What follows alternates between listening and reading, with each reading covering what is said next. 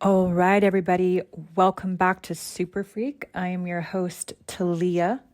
Here, we decode human behavior, identity, and becoming through a frequency first, what I call quantum psychosomatic lens. Happy to be back with you all. Today's episode is for the part of you that still thinks something is wrong with you. The part that keeps circling outcomes that kind of don't match your capacity, what you feel you're putting into the level of work that you're doing, or your potential. And for the part of you that assumes the only logical explanation is, I must somehow be doing it wrong, or I'm unworthy, or how come I'm not getting this? A lot of shame narrative and story. So, you're not unworthy, you're patterned. And with that, let's jump right into this episode. So first, unworthiness is a lack pattern. And if you are new to my work, then you might be interested in grabbing either the digital download of the book before I unpublish it to figure out what the SLAVE acronym is, or you can go back to early podcast episodes where I outline the whole thing. But unworthiness is a pattern that is nested or housed under the lack umbrella. Okay, it isn't an emotion, it's a field configuration.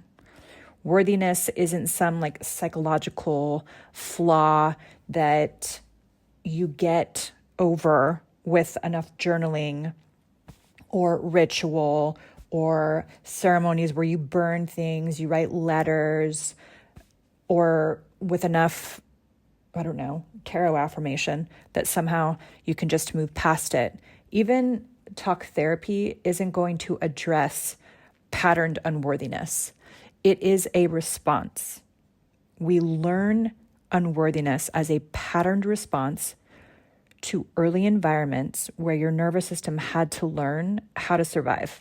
So let's talk about how unworthiness actually forms. So if you were in an environment where belonging required any kind of self-erasure, what do I mean by that? Meaning that you had to contort parts of yourself in order to have some kind of feeling of belonging, that's a self-erasure pattern or strategy. If you grew up in an environment where love was conditional, that's going to be another accommodating strategy to patterned unworthiness. If you grew up in an environment where safety depended on staying small, another self-erasure pattern. If attention was chaotic, inconsistent, or unsafe, in my experience, I can tell you that I had very inconsistent masculine energy in my life. That inconsistency caused my nervous system very early on to be in a state of preparation. Okay, so I was like braced all the time. I know when my body is shutting down when I'm actually withholding my breath. Like I am literally holding it, not even in an exhale. So even if you listen to my early podcasts, you can see how quickly I spoke, how much I was just really wanted to get it out, what I needed to say. That's a pattern of me performing for some type of acceptance. If you caught the last Substack on this evolutionary trajectory of me, updating my, let's say, online persona to match my soul name, the process I've been through, and how the total and complete collapse of anything performative has been my latest integration, then please, I encourage you to go read that. It's a very vulnerable Substack for me, an essay. It is behind a paywall, but I think you can unlock a free trial period through Substack that will maybe help you get some context on what happens when you have an anxiously braced nervous system and how that is formed from chaotic or inconsistent or unsafe parenting. This happens a lot with kids that are that come from divorce. So if you had to prove in any way that you had to be chosen or you had to perform in order to be chosen, that will also lead to a very anxious nervous system. This will also accommodate an unworthiness pattern. So if you were a certain type of way energetically, like let's say your brilliance overwhelmed the people who raised you, they didn't know what to do with your type of energy, that will also accommodate an unworthiness pattern. So I'm going to pause really quickly and talk about what I mean by accommodation. I talk a lot about this in the book. I talk a lot about this in the hub, where we repattern all of these things from a foundational 101 perspective. And soon, the advanced version of that will be launching by the beginning of 2026, called the Pattern Lab, where it will be a 201, 301 advanced, strictly focusing on pattern literacy and repatterned from a very different perspective, more advanced. By now, you will have, let's say, more fluency in the language of frequency, and you'll feel really comfortable with being able to track them in the body, and you're really starting to learn how to transmute them on your own, and you're ready for more advanced work. That will be the Pattern Lab, and that is going to be launching in the next couple of weeks. Okay, accommodation. Know that very, very early on, as a very young child, okay, even in the womb at conception, you're already starting to become the latest rendition of your family lineage combined. Enter your last name, 75.0, right? How many times you've been reiterating with the same people in your life, different ethnicity, same background data, same serif, different font, this kind of thing. So that conditioning, that pre-code, if you will, is going to produce experiences for you to either confirm or delete or become aware of the patterns that you're running. So your childhood teed you up perfectly to learn about unworthiness patterns and about lack patterns and self-abandonment patterns. Some of you had trauma based on a family inheritance of abuse or running self-sacrifice patterns and abuse. This is, again, all part of the SLAVE acronym: sacrifice and control, lack, scarcity, addiction, abuse, victim consciousness, and then epigenetics. Encourage you to go listen to those podcasts. Okay, so I say that because these strategies get created or let's say these behaviors that you're eliciting, you don't know as a young child what all of this means because your brain is still developing, but it is growing and creating synaptic, how do I say that? Synaptic, that's what I meant. Synaptic connections to the tune of like millions and millions, per day. So your little neurons are firing. You don't understand that you're creating these behavioral strategies that are accommodating these underlying, epigenetic programming. We have no idea. We're just trying to play in the dirt and have someone teach us how to co-regulate our nervous systems. So that is what I mean when I say that your behavior is accommodating and your emotions are accommodating, and how you navigate your reality are all accommodating an underlying frequency distortion pattern that you are not aware of. And the whole thing we're doing here with quantum psychosomatics and what I'm doing with Super Freak and this kind of field that I've created is for you to learn the language of your experience, close all these, I call them recursion loops, which is just feedback loops that are running on a innate and a perpetual intelligence, just like cells in nature, okay?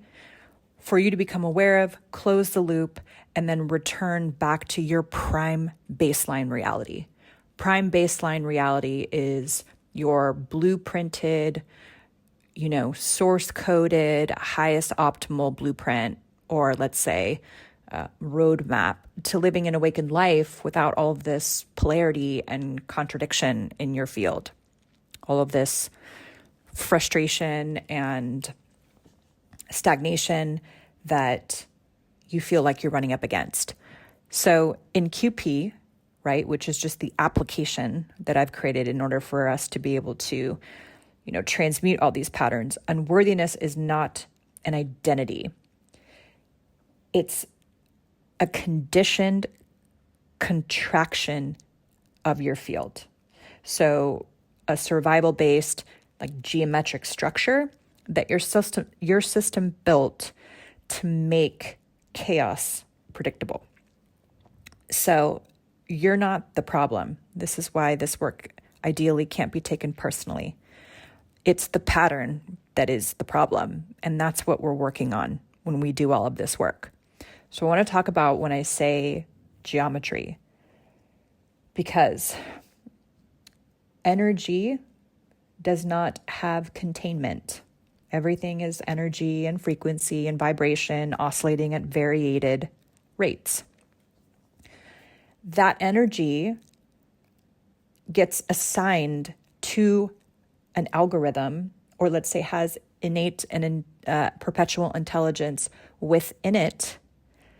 And once we use our intention as creators, we can take all of that photonic particle information, that energy, and start containing it through a geometric structure. That is essentially what nature has done so brilliantly with Fibonacci. Everything has a pattern, a very intelligent, perfectly orchestrated pattern set. Energy creates geometry. Your system utilizes that geometry. That's what architecture is. That's how things get built. Things need structure. And then with uncertainty or chaos in childhood, that information or that intelligence is chaotic, right? Bouncing, uncertain. And then your nervous system reads that chaos as predictability and then recreates that chaos in your life. That's why you keep attracting, let's say, a partner or people or places or things that do not feel like they match with what you really want. Okay? So what we're trying to do here is create more coherence, where your internal geometry or architecture starts to be reflected externally as well, and there's no difference between those things. Okay, so part 2 of this is kind of the mechanics, which I talk a lot about in layers, right? Cognitive, emotional, somatic, behaviorally. Unworthiness is your nervous system doing its job. Truly. It does it so well, okay, that you think it's you. That's where this whole thing goes awry. So let's break this down. Your nervous system learned very early that expanding and being yourself didn't feel safe. So, or reorganizing yourself to fit into the family expectation and dynamics by way of shrinking or what I call self-erasure keeps me safe. So you learned performance very early on, how to self-edit yourself and self-edit your authenticity in order to keep you behaviorally and emotionally safe. So your body, your brilliant, adaptive, traumatized body created cognitively a loop that says, I'm not ready yet, right? An emotional, let's say, residue of shame and doubt and hesitation, and a somatic signature which is what I call, let's say, the way that your body constantly responds, of throat tightness, freeze response, fawn response, fight, chest collapse, okay, and a behavioral pattern set of sabotage, procrastination, perfectionism, performanism for love, or performing for love. And then your energetic field stays in a low bandwidth for receiving and a high bandwidth for anticipating threat. So hypervigilance at the expense of capacity. So another thing I will be working on a lot and continue to work on a lot with all of you is your capacity to be able to take in more of the things, let's say more of your own light. And through that capacity, like expanding and contracting your nervous system elasticity changes your biofield. The stronger and the more adaptive and dynamic your biofield, the more you don't have a problem bringing in loads and loads of money without completely collapsing or taking enormous risks, right? Like, let's say, investing in a huge plot of land and building something from scratch, or cutting bait on an overpriced apartment and actually making that change.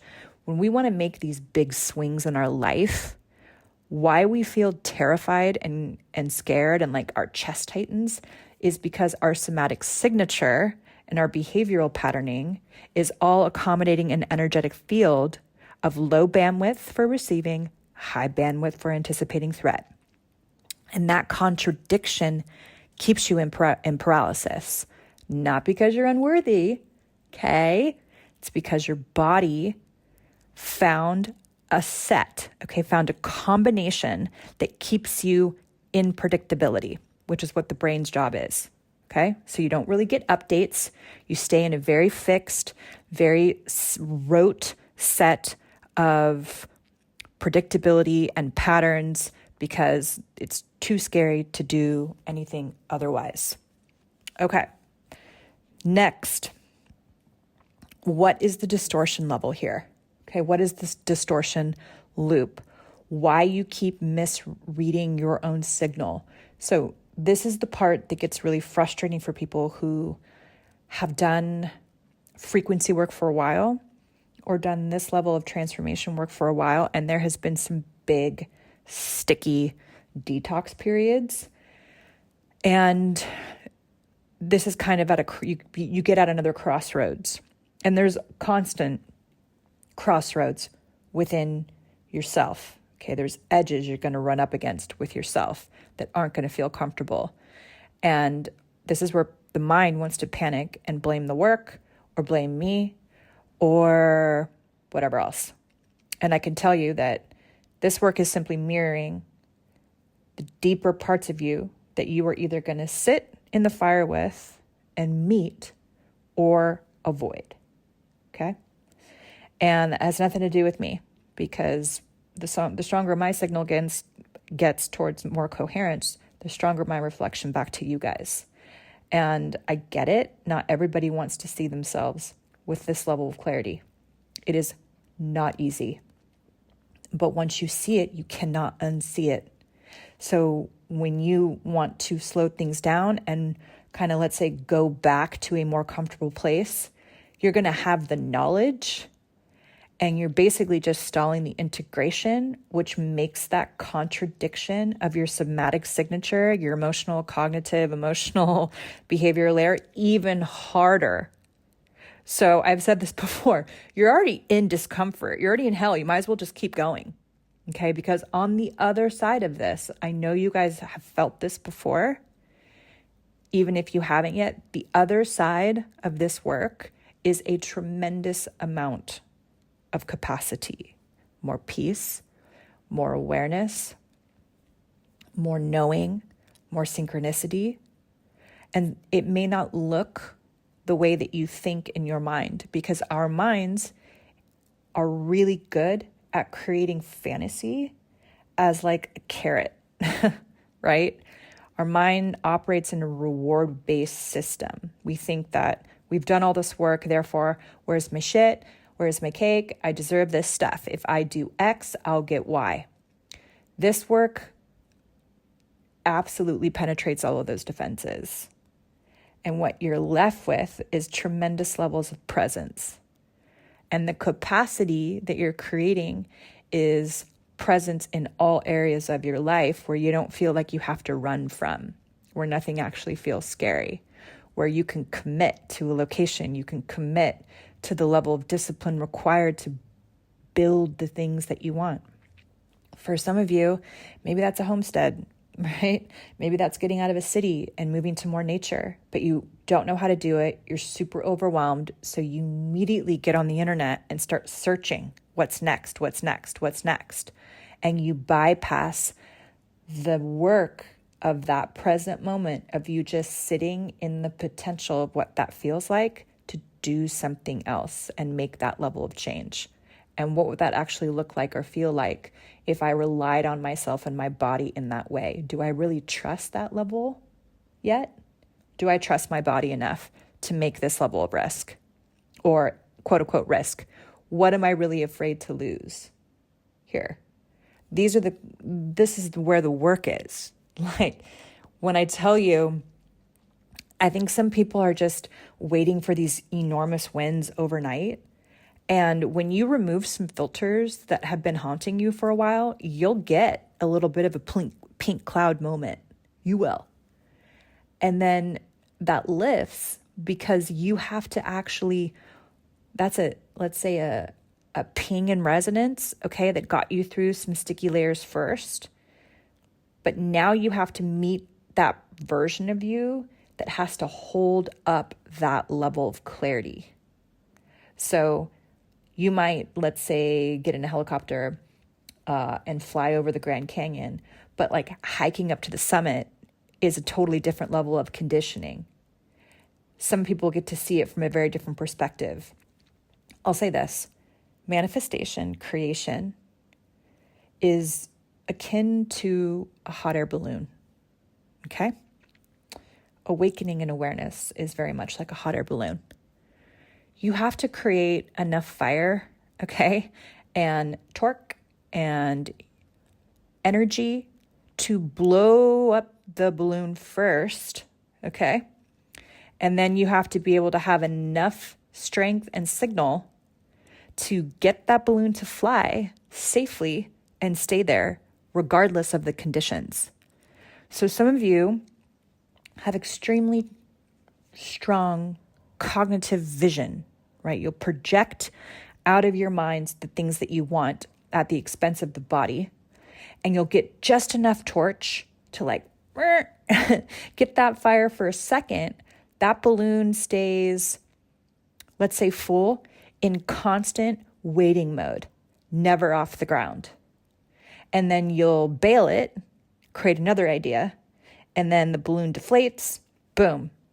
New idea, new fire, new energy, balloon never gets off the ground. Or it gets off the ground, but it can't maintain and sustain momentum.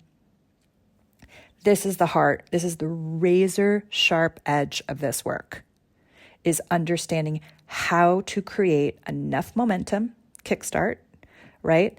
The physics of what awakening is understanding coherence, the mechanics of coherence.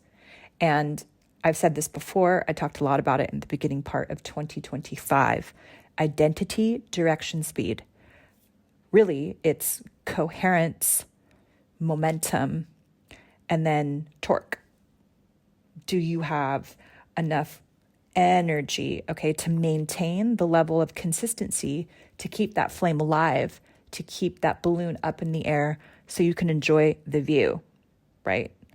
You can not be afraid of what happens, even if a gust of wind takes you over to the side. You're okay. You trust your ability to be able to navigate those environments. So yes, your view changes as you become more aware of what these patterns are, these distortion loops are, how you're creating your reality. What you gain is the presence and the peace and the capacity in your own nervous system to be able to navigate uncertainty without having to have so much contradiction in your way in order to do that. So you've been mistaking physiological contraction for the evidence of truth, right? This is really where the distortion loop is. You feel a drop in your chest before you ask for more, right? You kind of get frozen in the moment when your desire expands really big and you get this vision and you think you're doing all the things and these things don't materialize the way you felt them or saw them. And then all of a sudden you kind of gaslight yourself and feel like you're getting punked. No, you're not misinterpreting the pattern. Part of the pattern lab is really learning discernment and how to sharpen your perceptual prowess in pattern interpretation, because it's all body somatic literacy. These things have to work in conjunction. Also, understanding fascia intelligence, which I'll be talking about a lot more in the Field Hub in the coming year, more about these somatic signatures and really body-based intelligence and so on and so forth. So your nervous system doesn't measure your worth, okay? It's not sitting there going, oh, this is a 3.6, this is a 4.1, this is this is that. It measures and responds to familiarity, okay? It's constantly optimizing off of tremendous amounts of data points that you've experienced up to present time. It's taking all of that data, like any kind of AI right now. The more you interact with it, the more it learns about you. This is what machine learning is.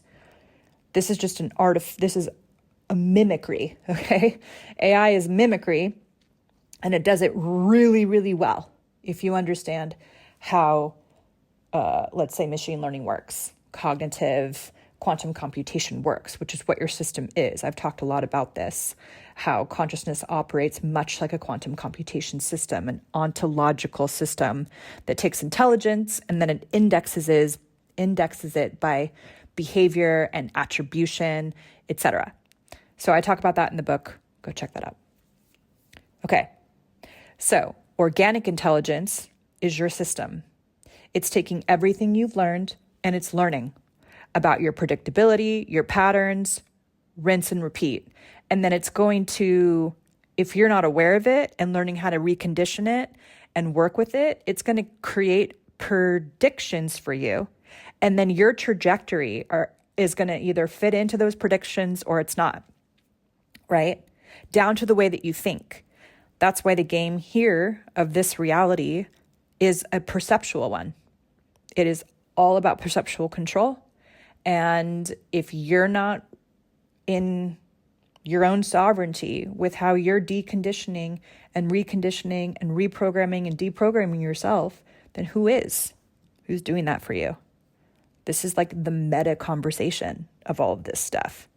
So I get very granular in helping everybody learn the language of frequency so they can do this for themselves, okay?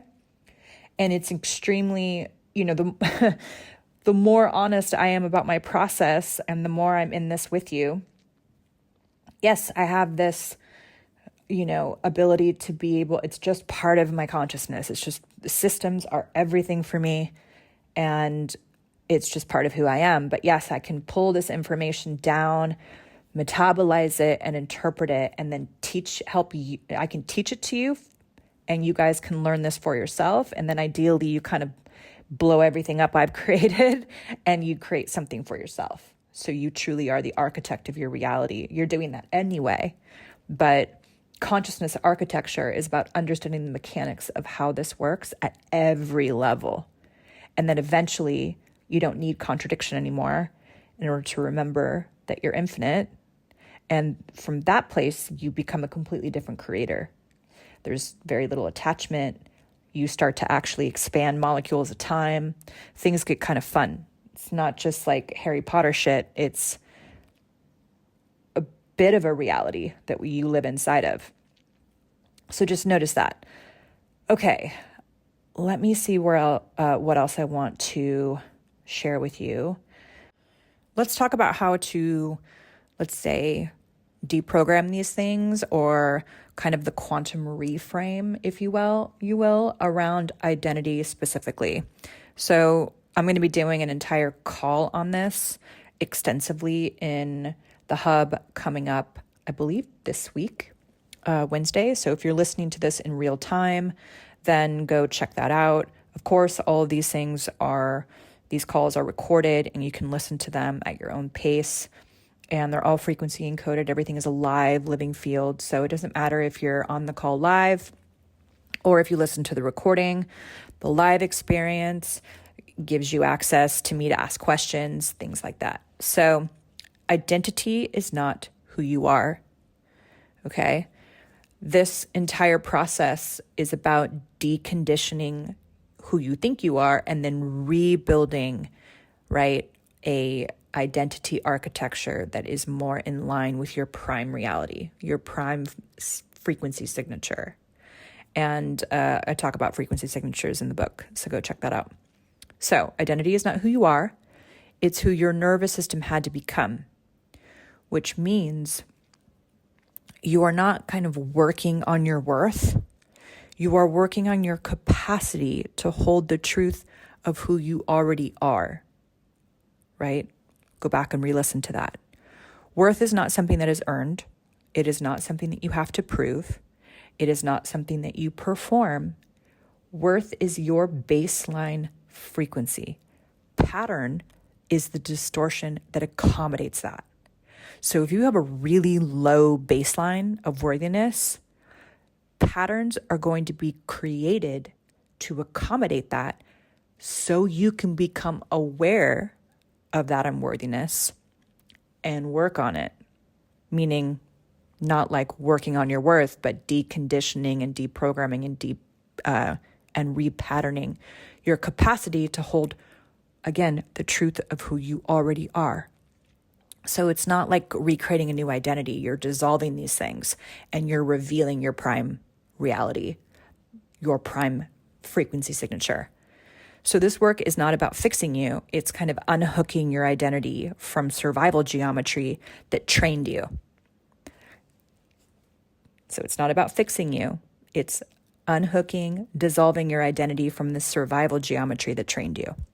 And when you do that, then things get really interesting. Things get very, very interesting. And I'll say, this year has been an extreme sport with pulses of detox. But what that tells me is we're at a level of consciousness that we can actually start to clear at such extremely deep levels that in my soul's life, to have a month or 4 months or 6 months of pretty intense detox in the course of a soul's life is like a blink. It's nothing. And I'll take it because I don't want to continue to operate from that level of consciousness. So what can you actually do? I'm going to leave you with this. Number one, okay, this is how you start to shift. And in the hub, we're actually going to be doing an entire meditation to re-architect all of these things, the deprogramming process for real. But start to track sensation before story. Meaning, I talk a lot about this in the book as well, pattern mapping, but sensation before story. What is my body actually trying to tell me here? Where does unworthiness live in your body? If you can name it and you don't have to translate it into meaning, you're on your way to kind of reading reality. And I have a brand new 7-day free email series on all of this. Link is in the bio on my socials. Go and check that out. It's very good. The second thing is you want to kind of learn how to interrupt the historical pattern. So whose fear is this? Mother, father lineage. Okay, where did you learn this? And then if you can, this is where the master stroke comes in. This is again what the programs teach, is you learn to regulate the field before taking action. And I'm going to talk about that in the hub. You learn how to kind of rehearse the new pattern somatically, but not mentally. So your nervous system doesn't change because you understand something. It changes because you embody something. And that's what I work on a lot in the hub. The next thing is you want to anchor in environments that don't mirror your old pattern, which is why I talk about how where you live matters. If you're on a really, really old karmic line, you're going to get pretty hammered. So anchor in environments that don't mirror that old pattern. So your field reorganizes faster in non-familiar relational dynamics than, let's say, familiar ones. It's part of the reason why I moved around so much, so I can get different feedback loops, but now I don't have to do that. So the sixth thing is you learn how to kind of rebuild self-worth through coherence. Okay, this is consistent, contrary action, slow, kind of redundant, that you participate in constantly. So esteem is built through esteemable actions. So you build your self-worth through coherence, not confidence. Okay, it's not performative, it's not physiological. It is a process of deconditioning these patterns and then reconditioning them through consistent action. Okay, I will leave you with that. Please let me know how this episode landed in the comments. I always love getting those comments from you guys. Thank you. Thank you for listening. Thank you for sticking around. And I will see you all in a couple of weeks. Be sure to continue to question everything and re-listen to this, take notes, and I will see you in the field. Blessings.